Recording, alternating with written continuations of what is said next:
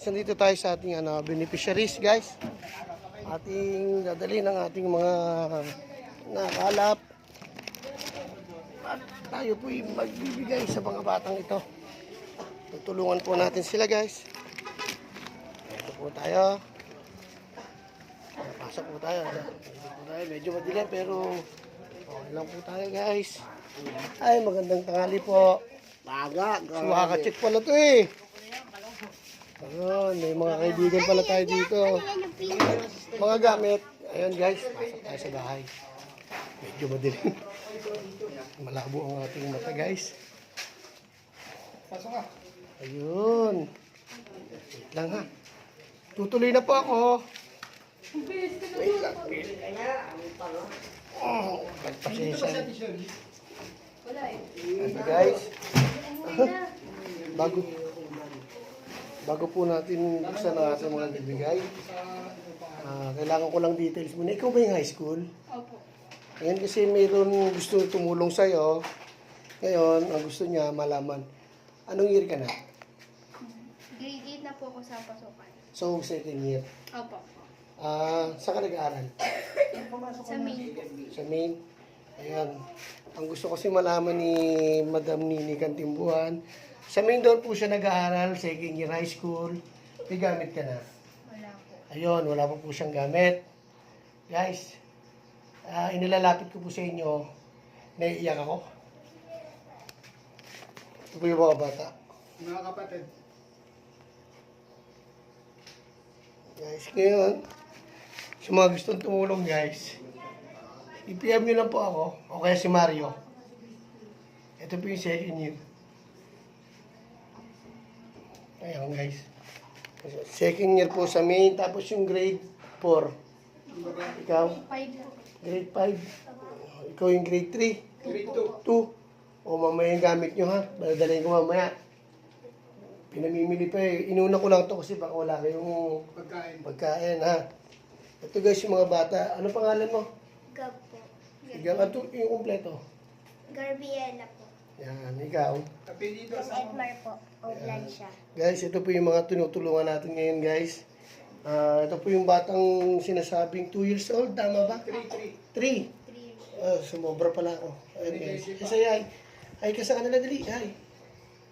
Ayan. Ito po guys. Ibibigay po natin sa kanila yung ating konting handog. Pagpasensyahan nyo na itong aming nakayanan ha. Kasi yan lang po talagang aking kaya ng aming mga kasama. Ito lang po aming nakayanan ng mga kasamahan ko. Naway makatulong sa inyo.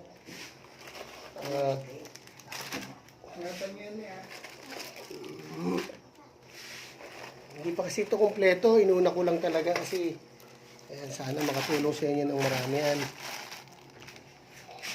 Okay guys. Galata.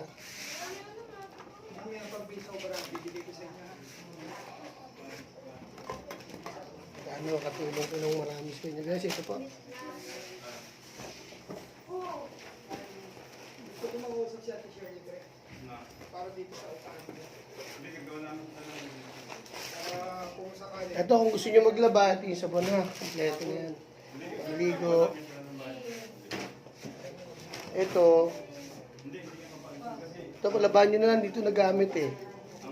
Dumihan lang. Guys. Relax tayo. Mga damit yan. Bag, damit, mga pang-eskwela niya, baka may kasi sa inyo. Ayan guys. Buksan mo lagi mo dyan. Oh.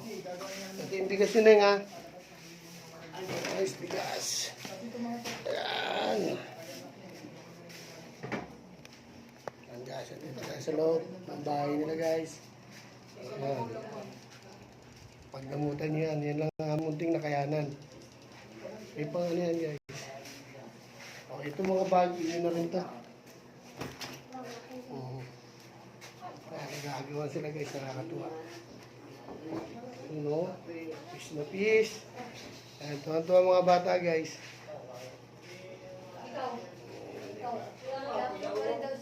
bahay nila guys. Ilang buwan na kayong unang bahay dito? Tatlo. Magkano upa niyo? 1.5 po. 1.5. So, 4.5 po guys ang hindi pa nila nababayaran. Lumalapit po ako sa malalaking aking mga kaibigan. Baka po matulungan natin yung mga batang ito. Na ang kanilang magulang po ay nasa ospital. Sana po matulungan po natin sila guys. Sila tontua. Guys, saglit lang po. Picturean ko lang po yung mga bata.